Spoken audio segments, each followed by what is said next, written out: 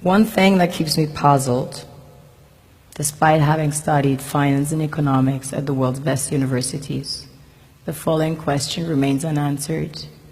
Why is it that 5,000 units of our currency is worth 1 unit of your currency, where we are the ones with the actual gold reserves? It's quite evident that the aid is in fact not coming from the West to Africa, but from Africa to the Western world.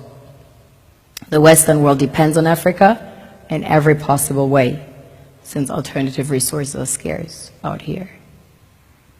So how does the West ensure that the free aid keeps coming?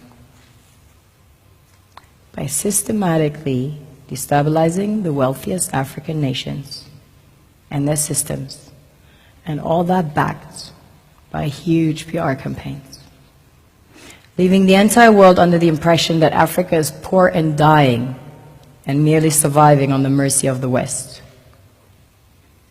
Well done, Oxfam, UNICEF, Red Cross, Life Aid, and all the other organizations that continuously run multi-million-dollar advertisement campaigns depicting charity porn to sustain that image of Africa globally. Ad campaigns paid for by innocent people under the impression to help with their donations. While one hand gives under the flashing lights of cameras, the other takes in the shadows. We all know the dollar is worthless, while the euro is merely charged with German intellect and technology, and maybe some Italian pasta. How can one expect donations from nations that have so little?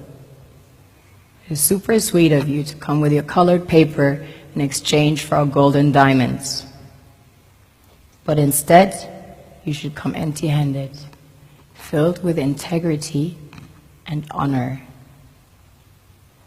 We want to share with you our wealth and invite you to share with us. The perception is that a healthy and striving Africa would not disperse its resources as freely and cheaply, which is logical. Of course, it would instead sell its resources at world market prices, which in turn would destabilize and weaken Western economies, established on the post-colonial free meal system. Last year, the IMF reports that 6 out of 10 of the world's fastest growing economies are in Africa, measured by their GDP growth. The French Treasury, for example, is receiving about $500 billion year in, year out, in foreign exchange reserves from African countries based on colonial debt they forced them to pay. Former French President Jacques Chirac stated in an interview recently that we have to be honest and acknowledge that a big part of the money in our banks comes precisely from the exploitation of the African continent. In 2008, he stated that without Africa, France will slide down in the rank of a third world power. This is what happens in the human world, the world we have created. Have you ever wondered how things work in nature? One would assume that in evolution the fittest survives.